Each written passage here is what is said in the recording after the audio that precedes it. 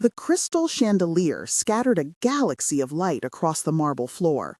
It turned every footprint into an event, every hand into a small performance. Anna Martinez moved through that light like someone practicing invisibility. Her tray balanced perfectly, the plates humming with warmth, the silver catching the glow and throwing it back in tidy arcs. She kept her shoulders low, her voice measured, and when she passed a glass of Pinot across to a table of men in navy suits, she smiled as if nothing of consequence had ever happened to her. Across the room, an older woman watched the way Anna folded her hands, the way her palms hesitated for a heartbeat before she signed the menu back to a patron who was deaf. The woman's fingers moved with a steady impatience against her lap, and then she caught Anna's eye with the kind of directness people with authority mistake for curiosity. Her companion, a man whose posture wore its money in the same way his jacket did, calmly and without apology, nudged her with a forked elbow and said something that tugged a cigarette of laughter from the table beside them. Anna apologized, moved on, wiped a smear of sauce from a white napkin, and pretended not to hear. She did hear, though. She had been living inside a sound that sounded like other people's certainty, the certainty that she would never climb back into the life she had been carved out of. She could still feel the residue of that life, the scent of coffee on late-night code, the edge of a patent application she had stayed up for, the thin paper smell of award certificates that now lay folded in a box at the back of a closet in a Queen's walk-up. She hid those things the way one hides bruises, not out of shame so much as a survival instinct that teaches discretion. The city taught her how to be small. Mrs. Blackwood watched the hesitation at Anna's hands and ducked under the soft halo of the chandelier. When Anna approached their table, the woman's lips curved but made no sound. Her fingers began to move, deliberate and slow, and Anna's throat stilled with a quiet recognition. Anna's fingers answered on reflex. Long hours translating for clients at Columbia's disability services during grad school had left muscle memory in her palms. And the room folded into a small private space where noise slipped away. She signed a compliment about the salmon. The woman signed back, then touched the side of her face in a way that asked, quietly, if Anna was all right. There was an absenceness in the question that had nothing to do with hearing and everything to do with being seen. Anna closed her hand into a fist and released it as if letting something out. She signed, slow, "I work here. She swallowed, the English word lodged like a bone. She went for the safe joke, the kind that keeps people from prying. "A waitress," she signed, and then, with a small self-mocking tilt, traced a circle in the air and signed another word in English. "I'm a virgin to this world," she said aloud, because sometimes it was easier to say things directly when her hands would have to translate anyway. A man at the table, a sharp-featured young thing who looked like he could buy the restaurant twice over, laughed loudly enough to cut through the private bubble. The laugh carried. Other heads turned, the sound of it like a pebble in a still pond. The woman's fingernails tapped once against the linen.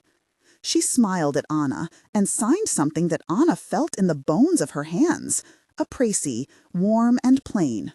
"You are not unseen." After she cleaned up the table, Anna found herself standing at the sink, hands in warm suds, and thinking about not being unseen. The city had stripped her of titles, but not of tools. She could still glance at a line of code and see a misbehaving semicolon, the way other people see a crooked picture frame. She knew how to read the metadata behind a file like a map. Those talents had once built something, an algorithm, a system that had looked like magic to traders and like art to investors. It had been her life until it was someone else's headline. The woman, Mrs. Blackwood, made a small private signal at the table before she left, and the man beside her rose, nodded in Anna's direction, and slipped a card into the bill folder as if it were no different than tipping. Anna found the card when she closed out the check. Marcus Blackwood. An address downtown, an invitation. "Come by. I want to hear your story." She folded the card into the pocket of her apron and for the first time in a long while let herself imagine stepping off the plain tile into a glass tower. If this story moved you, please subscribe, like, and share. Stay until the end to see how truth can topple an empire. The card smelled faintly of cologne and something newer. Oak-paneled offices, leather chairs, the kind of certainty that smelled like money. Anna lied to herself she didn't notice the tremor in her fingers as she tucked the paper away. The next night, while the city steamed under a summer heat that made the subway smell like copper, Marcus Blackwood's assistant sent a text. Would she accept coffee at noon in the lobby of his building? She said yes. She almost said no. She had been 19 when she first wrote the code that later became a patent whose numbers she could still recite if pushed. The patent that once sat under the name Martinez in a list, the same list where a red stamp later read transferred. The transfer had been the first blade. The second came when her business partner, David Chen, turned the knife, again and cleanly. He was smooth, the sort of person whose smile had been designed in a focus group. David had known how to build trust. He knew how to build narratives that left him the hero. He had left her with a press release and a court filing, with an accusation that she had violated non-compete agreements, that her code was derivative, that he had been the one to hold the ledger while she had been off writing poetry. People believed the ledger. She had tried once to pick up the phone to call Columbia and say, "I was wronged." And the call had been a confession no one wanted. The world had already decided he was clever, and cleverness wore the right shade of charm. Anna had learned how to disappear in plain sight. Waitressing paid the rent and kept her from going hollow. At noon in the lobbies of towers, the air smelled like espresso and ozone and a certainty that came from glass and money. Marcus Blackwood watched Anna sit without asking what she had been. He had read the file the firm sent him, a compressed dossier, anonymized at first as most such things were, that grew sharp with details. He had seen her patent and then seen how it had been sidelined. He had not come with pity. He had come with a kind of pragmatic curiosity he used in boardrooms. "Why'd you sign the menu?" he asked without preamble, his voice flat and polite. Anna blinked. "People ask." "And you answer with your hands." She told him about the program at Columbia, about how language had been the clearest route when voices get muddled. She told him in staccato sentences about an overnight review she had done at 2 in the morning the year the patent application dropped. She didn't tell him everything, the places where the shame clung and the edges of the memory that still smarted, but she told him enough for the man across from her to understand that he was not sitting across from an imposter. "You don't have to tell me much," Marcus said. "Just tell me the facts, Anna. What did you build?" Facts were a safer currency than feelings. She described the architecture of a trading algorithm the way a mechanic might describe a rebuilt engine. Terse, precise. She mentioned an interface that learned to predict market micro-movements and a data compression technique that ran efficiently on low-latency networks. Marcus nodded like a reader who had found the footnotes. "Why didn't you litigate?" he asked eventually, and there was no disdain in his voice, only the practiced voice of someone who'd seen that question fold into many lives. "I tried," she said, "but the company was small. He had the connections. She stopped. There were things lawyers did that were not recorded in affidavits, small acts that made CEOs look inevitable. He made sure the story looked right." Marcus listened to that and did not ask her to justify why she had not fought harder. He understood, perhaps, because he had seen fights where the scale was different but the machinery the same. He told her, quietly, "I can help you look." Help from a man like Marcus Blackwood was the sort of thing that had two faces. There was the practical face, the legal teams he could bring, the forensic accountants, and there was the other, more dangerous face, a man with resources who could overdetermine a resolution in a way that might swallow the protagonist. Anna felt that hazard like a chill. She remembered the way David had used charm like force. She refused to be placed in a story where somebody else solved the key problem for her. Still, she said, "If you see anything you can do, just tell me what you need." They started small. Marcus sent one of his associates to listen to Anna talk about timestamps and version control, not to question her, but to take notes. He introduced her to Charles Morrison under the kind of discreet circumstances that kept headlines away. Charles was a lawyer with a penchant for cold coffee and the sort of vestigial compassion that makes legal work into rescue operations. He asked the right questions without prying. Meanwhile, David Chen's empire grew like lichen, unobtrusive, persistent. He had launched a round of products based on the same algorithm Anna had built. He had accessed venture funding and then orchestrated a quick public spin that made him the face of the idea. When Anna started to ask questions publicly, an interview here, a LinkedIn post there, he retaliated. He leaked a story that was not much of a story, but it stuck. A tabloid piece suggesting impropriety, insinuations about Anna's personal life, whisperings that she had traded more than code for progress. The tone of the piece was casual cruelty. The headline burned. They laughed when the waitress said she was a virgin. Anna read it on a subway bench, the screen bright and insistent in a city that was already loud. The words felt like an acid burn. She had been mocked for being a waitress, for being a woman trying to climb back into an arena designed to spit people out. The story suggested that her unemployed status and the rumors about her dating life were transactional, that a woman who had been a waitress could not possibly have had the integrity of a patent holder. Men in forums joked about her gullibility. Her name became a joke punchline in rooms she would never enter. She could have cowered. Instead, she texted Charles. She sent him a cropped screenshot of the headline. "Make them stop," she wrote. Charles did more than try. He sent a letter demanding retraction. He subpoenaed digital logs and communications. He asked for the raw files that David had presented to his investors. Marcus's team quietly began a sweep of public records. Little threads produced small knots. An investor whose email address traced back to a shell company. A series of timestamp discrepancies that didn't line up with David's claims.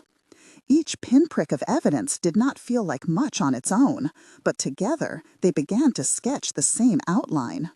David had been busy rearranging the facts. Anna became a private detective more than a claimant.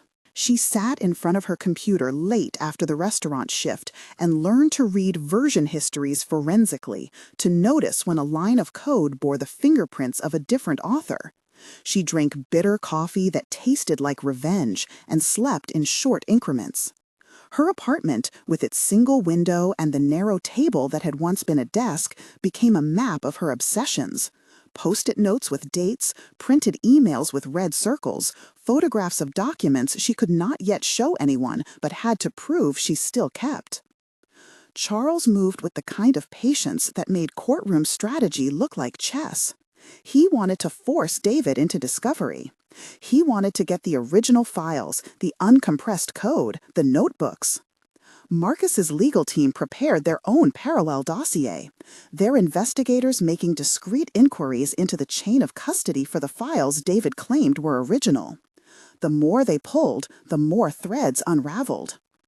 David, sensing a threat, responded the only way he knew, by trying to discredit Anna further. A smear campaign escalated. Anonymous posts surfaced, edited videos appeared, the tabloids dug for anything that could make a scandal out of a woman trying to reclaim a life. Someone leaked a manipulated photo that suggested more than it showed. The city, hungry for gossip, fed on the rumor. On a cold Thursday in mid-October, the district court scheduled a preliminary hearing. Marcus insisted Anna be present. She agreed because she wanted to be there when the facts met the people who had been willing to lie about her. Charles coached her through what to expect, the tone of the courtroom, which facts to volunteer, where to stand. Anna dressed not to impress, but to assert. Navy suit, low heels, hair pulled back into a knot that made no attempt at softness. She did not want mercies, she wanted fairness. David arrived like a suit teaching a room how to be comfortable with itself. His smile was a practiced thing, a curtain that hid the ledger. When the judge called the docket, everyone sat up. The room shrank the way rooms shrink when the law asks it to. Anna's stomach felt like a stone. She thought of the woman with the steady hands who had signed into her life that first night. She thought of the way light can make a prism of wrongdoing. Charles presented a motion for preservation of evidence. He made his points with the kind of devastating calm of someone who had watched pieces fall into place often enough to predict them. Marcus's team handed over a small package of documents they had insisted be turned over. Internal emails between David and a junior engineer, timestamps that suggested fabrication, a set of original notebooks that had been smuggled out of a vendor's office. The judge looked, nodded, and issued an order. Then everything slowed in the specific way moments do when they are about to change. The press scrummaged. Someone with more taste for drama than facts leaked a whisper that would have been anonymous but for the attention-seeking of the internet. There was a sample, a napkin from a meeting, someone said. If the napkin had DNA, then it could answer more than a dozen insinuations at once. If the DNA didn't match Anna, then the whole narrative of impropriety was false. If it matched David, it suggested fabrication. Charles kept his face neutral when he spoke across the table to Anna. "We asked Marcus's team to secure anything that might be relevant," he said. "We found a napkin marked with a meeting note that aligns with a time David claimed he was alone in the office. Forensic analysis will proceed under court order." The phrase forensic analysis felt like a measurement of worth. Anna thought of all the ways people had measured her worth with a ruler that only recognized connection and curated narrative. She thought of the quiet hands that had insisted she was not unseen. The lab report arrived like light. Forensic results are a kind of writing that never begs. They say what they say and then stop. The lab identified DNA on the napkin. It compared it with known samples. The chain of custody, Charles explained when he briefed the press outside the courthouse, had been maintained. The sample did not match Anna. It matched David Chen. The courtroom found that evidence loud in a way that words sometimes are not. People shifted in their seats. The headlines began to look like the story they had refused to afford earlier. Not a sexy scandal, but a corporate mimicry, a calculation meant to conceal. Those who had laughed felt the way crowds do when they realize they've been watching a magician's sleight and missed the trick.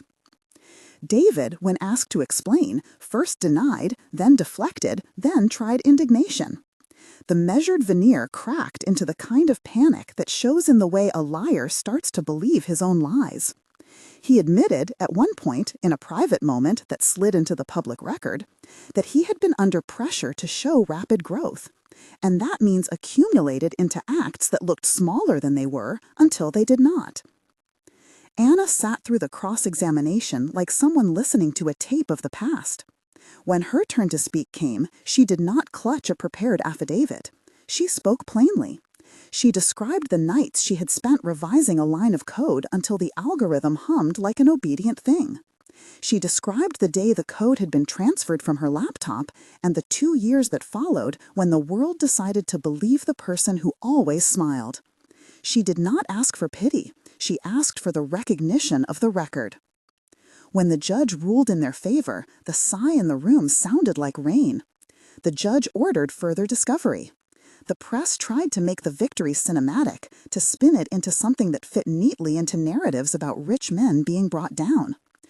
Anna felt the victory like a bruise and a balm at once. Painful, yes, but finally material. Legal work after a favorable ruling is rarely as dramatic as a film. It is paper and patience and the slow grinding down of resistance. Marcus's due diligence dug into the investor list, into shell entities, into a pattern of transfers that made the original transfer of the patent look less like a single event and more like the end of a drawn-out con.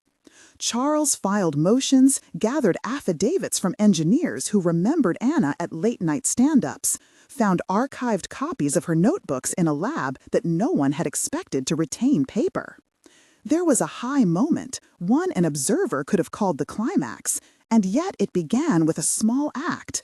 Anna walked into David's conference room to deliver testimony with a folder in her hand and a steadiness in her breath. Marcus sat like a quiet anchor behind her. Charles unsheathed documents that were not meant for bravado, but for evidence. They laid out photos, signed statements, and, most significantly, original files with unaltered metadata that traced the chain back to Anna's initial commits. David's face had once been the face of calm control. On that day, it was small and animal. He tried to explain the anomalies away. Marcus's legal team introduced a network of evidence. Emails between David and an outside firm arranged to rebrand the algorithm that had been Anna's. A packet of investor correspondence that timed suspiciously ahead of a capital injection. And the napkin's DNA that placed him at a place he claimed never to have been.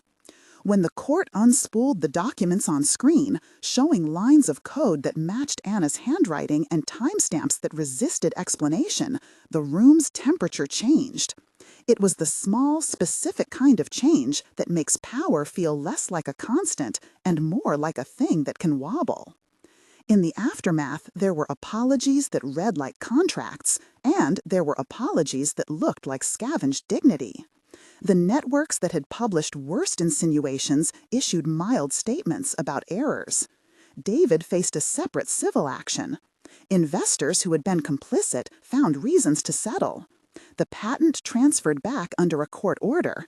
Anna's name, once redacted and quiet, floated up into press releases that announced restorations and rebrandings. The people who had mocked her on a subway bench a month earlier could not undo the facts. And yet the victory was not a clean reward. Anna found herself lighter in some ways and heavier in others. The city had shown her its face again, and she recognized it. Beauty stitched to brutality, opportunity threaded with risk. Marcus did not try to fill the hole that anger had made. Instead, he sat with her in a way that required neither explanations nor rescues. He listened. He brought a presence that was steady and unpatronizing. When he finally asked for a walk in the Tribeca dusk, Anna went because she trusted that he would not make a speech of it. They walked beside high windows that reflected the map of their own silhouettes. Marcus stopped at a narrow grocery, bought 2 cans of cheap beans, and laughed at the juxtaposition. They ate on the floor of his kitchen, the city leaking into their conversation in the form of sirens and a neighbor's laugh.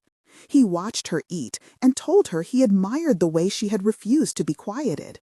She watched him for the way his face softened when he thought of other people's suffering, and then looked back at the beans.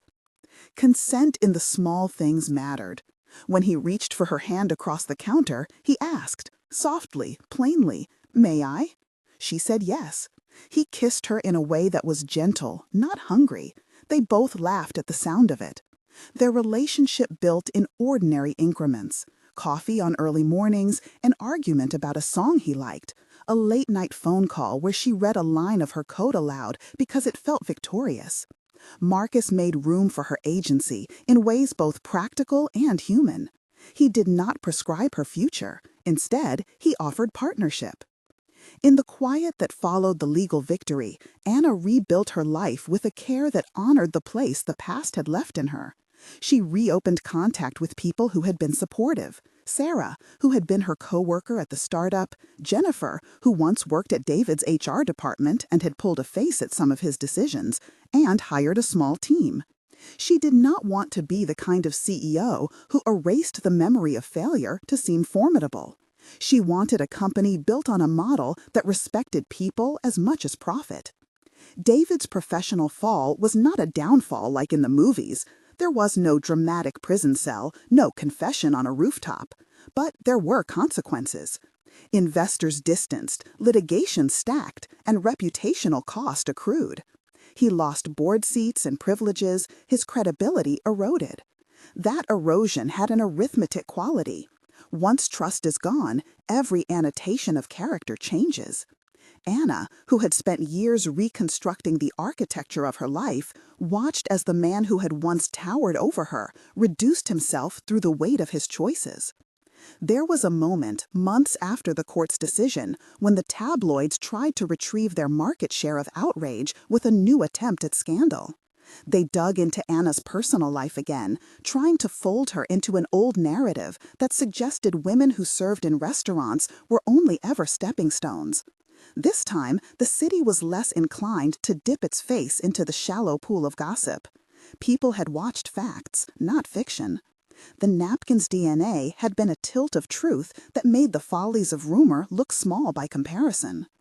Anna went back, once, to the restaurant where she had first met Mrs. Blackwood.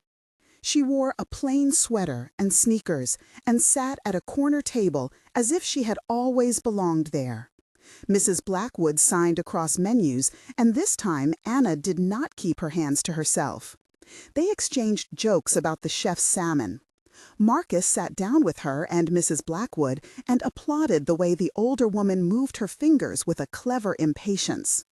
When Marcus's mother signed a blessing, an older woman's benediction made of steady, succinct phrases, Anna felt something unclench in her chest. Weeks later, on a winter morning when the glass buildings glowed like new coins, Marcus brought Anna to a kitchen flooded with sunlight. The penthouse in Tribeca was not ostentatious in the way some places are. It had plants in the windows and a stack of well-thumbed cookbooks.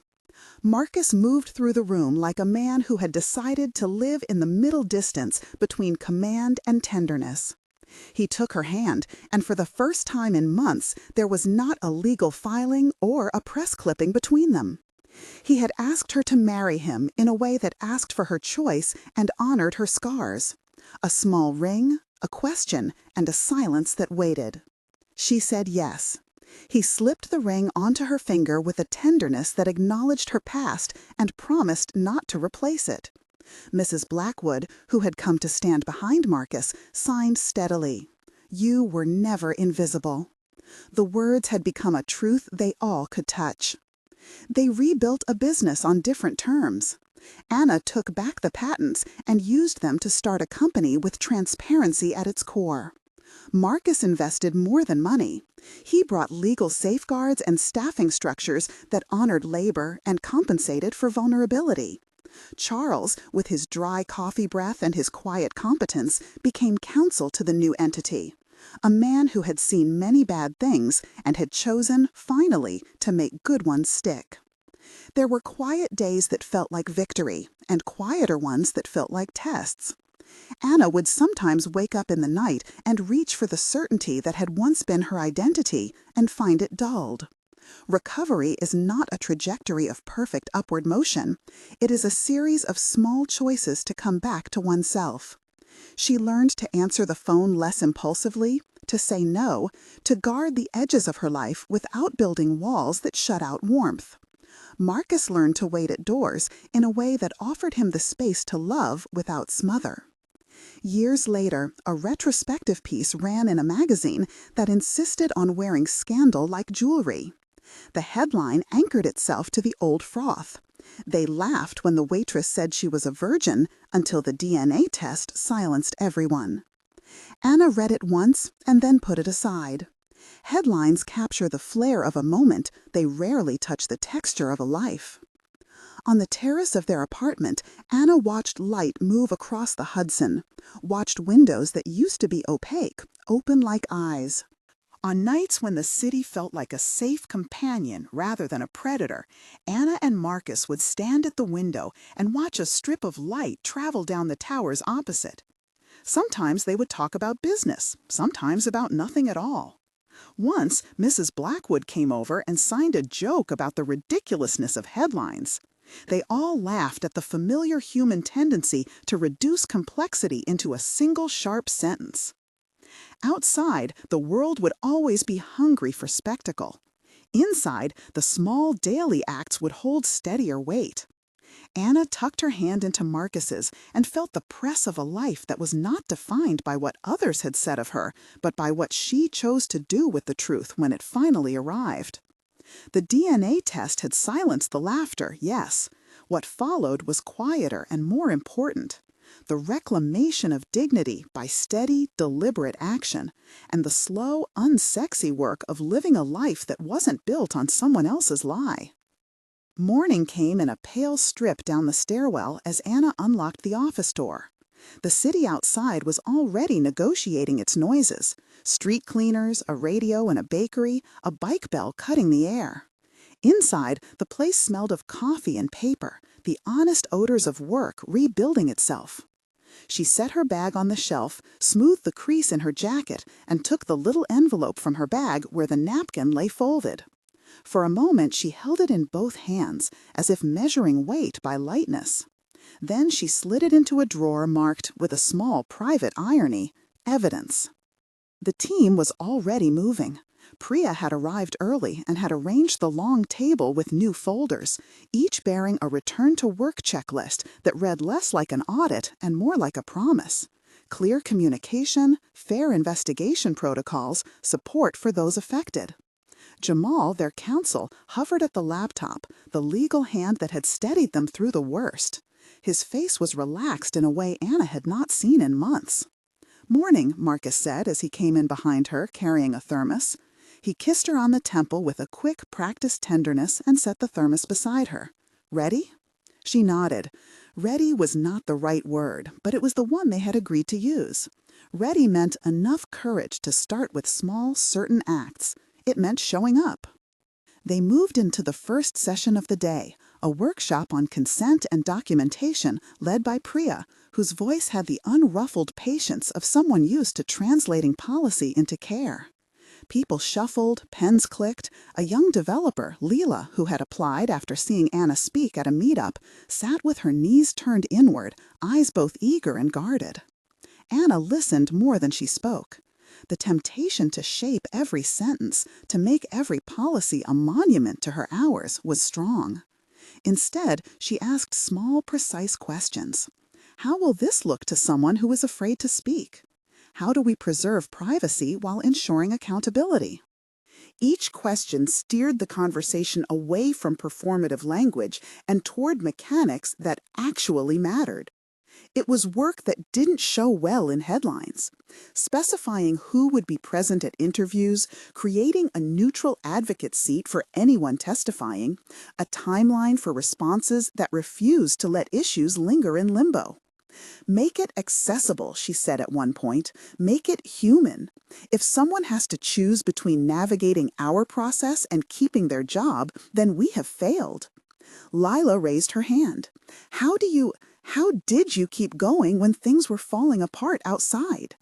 Her voice was small but steady.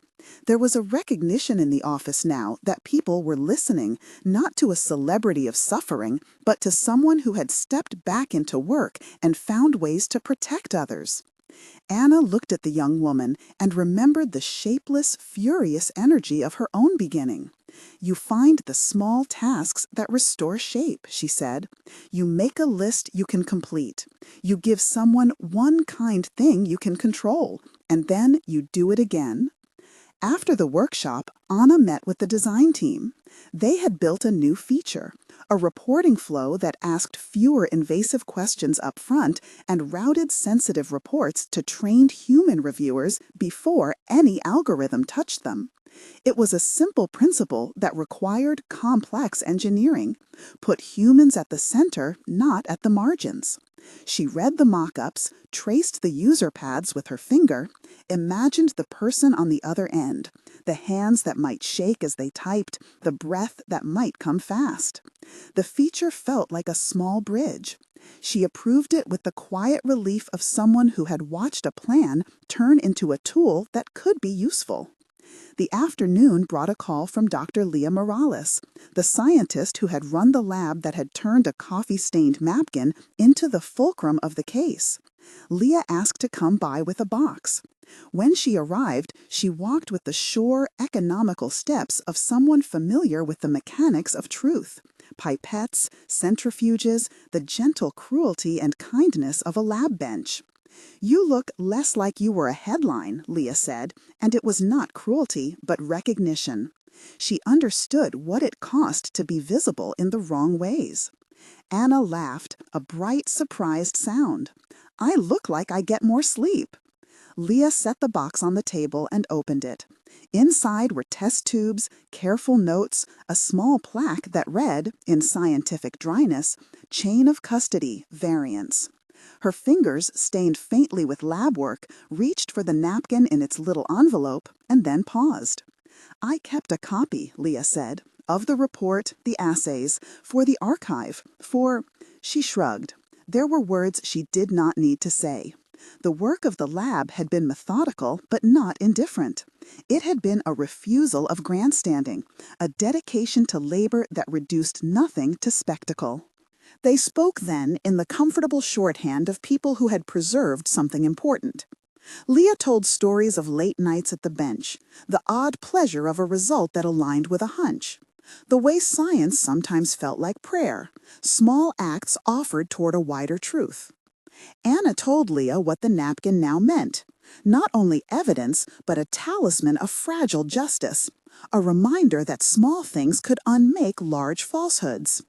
"You were very careful," Leah said. "You tested what needed testing. You kept your head." There was admiration in her voice that did not flatter. It observed facts. Outside the office, reporters still called. Old habits of sensationalism persisted. A magazine wanted a tell-all that would reduce the narrative into neat vices and virtues.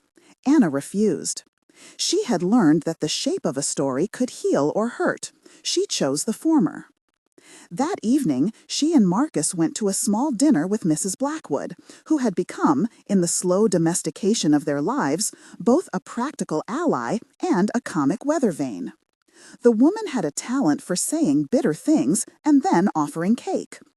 Anna felt that the presence of someone like Mrs. Blackwood anchored their ordinary triumphs. The deals that still needed to be made, the contracts they intended to rebuild with an eye toward people, not just profit. "You mustn't go soft," Mrs. Blackwood warned between spoonfuls of custard. "Kindness without teeth becomes a playground for predators." She tapped the napkin-stuffed envelope that Anna had slipped into her bag when she sat down. "But you mustn't go cruel either. The world does not need another fortress." "That's the hard part," Anna admitted. "How do you make systems that are fierce in protecting people and gentle in how they treat them?" "You spend a lot of time listening to people who've had to carry their pain alone," Marcus said. He had that look he used when he wanted his voice to be steady in a room where feelings might tip. You build not for headlines, but for the mouths of people who will actually use what you build. They left the restaurant with the night air thick and a city that had resumed its appetite for stories. Anna and Marcus walked slowly. Their hands found each other and fit without complication. There were nights when she woke with the echo of laughter that used to belittle her, a phantom audience dissolving slowly in the light. Marcus learned her rhythms, which silences were cowardly and which were careful. He learned also to stand in the minor, constant ways, making appointments, reminding her to eat, calling her by a name she rarely used in public. Weeks turned into months. The company reopened a client roster with freshly written ethics addenda. They hired counselors who would sit with anyone who needed to speak. They established a paid leave policy for those engaged in investigations. They insisted on transparency reports that did not promise absolution, but offered data, dates, and the names of the people responsible for each step. All of it required trust from employees, from clients, from the market. The hard work was not in the writing, but in the doing. Anna began to tour, but not as a spectacle. She spoke in community centers, at small industry gatherings, at universities, where she listened more than lectured. She described the scene not as an object lesson in victory, but as an argument for persistent care. "You are allowed to be both careful and brave," she told a roomful of students who squinted at their phones and then leaned forward when the story turned quiet. You are allowed to take your time. You are allowed to insist on good processes. At one of those events, Lila introduced herself with more ease than the first meeting. She had joined the company as an intern and had become indispensable in the redesign of the reporting flow. Her gratitude was plain. Her hunger was gentler than it had been. "You made space for me to do the work," she said. "You didn't expect me to fit your old path." "You will make a new path," Anna said. "Good. Paths wear into the earth when people walk them." There were setbacks. An old investor who had preferred the spectacle over steady stewardship wrote a biting opinion column about the costs of morality. A competitor tried to appropriate their new feature and sell it as a novelty. There were petty legal annoyances, delays, misfiled documents, a leak or two that came from someone else's inbox. Each irritant was a test of how the company would respond. Would they react publicly, feeding rumor and attention, or would they manage with the low, steady hum of competent work? Anna chose the latter most of the time. She delegated public response to a communications team trained not in spin but in truth-telling. They wrote clear statements, acknowledged unknowns, and promised updates. Late one night, returning home after a long round of meetings, she found Mrs. Blackwood on her stoop with a package. "Saw this and thought of you," the older woman said, eyes bright with mischief. Inside the package was a board game, simple, clumsy, with rules that insisted players negotiate rather than compete. "You'll need to practice sharing victories," Mrs. Blackwood said. Anna unpacked it and laughed in a way that felt like christening ordinary pleasure. Small rituals accreted. Saturday morning coffee with Marcus at a corner table. The way a neighbor's dog would choose which laps to interrupt. A monthly dinner where they invited 3 people who worked at the company and asked no questions about business. The rituals were not trivial, they were stitches. Yet the past made occasional uninvited visits. There were moments, doors that slammed with irregular glee, a voice on television that sounded too much like the laughter she had learned to fear, that would cause a short, tight ring of panic. The first time it happened now, she said nothing. Marcus put his hand over hers, counted out loud, and waited. Later, with a therapist named Anna, whose appointments Anna kept with the stubbornness of someone tending a plant, she dissected the memory into manageable portions and practiced a language for it that wasn't shame. "The body keeps time in muscles and breath," Anna told her. "You are reteaching it how to rest." Those lessons bled into the policies. They designed investigative timelines around human attention spans rather than legal windows. They built checkpoints that allowed a person under scrutiny to ask for a pause, for a name for the advocate assigned to them. The systems were imperfect, everything was, but they bore the marks of people who had once been harmed and now refused to become harmers. One morning, Anna opened an email that had the bluntness of an invitation. A governmental panel wanted her to testify about corporate responsibility and algorithmic oversight. It was the sort of thing that could have been headline bait, but the panel's organizers were earnest and the timing felt right. She thought of the napkin again, how it had been small and decisive, and of Leah's meticulous notebooks, of Marcus's patient fingers folded around hers at night. The invitation felt less like an opportunity for personal vindication and more like a place to put forward a model of practice. "We should go," Marcus said when she told him. "You should go. Speak the rules you want to see." Anna agreed. She began to prepare not a performance, but a ledger of work. The policies, the timelines, the human-centered designs, the counseling provisions. She asked Lila to help with a demonstration of the reporting flow, and Jamal to prepare notes on legal safeguards. They rehearsed in a conference room that smelled of whiteboard markers and the faint tang of the city's steel. They spoke in precise sentences, avoiding the indulgence of rhetorical flourish. This was a public moment, yes, but she wanted it to be the sort of public that built infrastructure rather than crowds. On the last night before the testimony, she and Marcus sat by the window and watched a strip of light move across the opposite towers like a slow metronome. Anna took the napkin from the drawer and smoothed it between her fingers. For all its smallness, it had shifted a life. She put it down gently on the table, opened a notebook, and began to write. Not about the case, but about the practices she thought would matter in 10 years. How to make processes where dignity was primary. How to ensure that evidence was treated like a person, not an event. She wrote quietly, sometimes stopping to look out at the light, sometimes reading a sentence aloud and hearing Marcus answer with a small laugh or a correction. When she closed the notebook, she did not feel finished. There were more meetings ahead, more interviews, more policy drafts.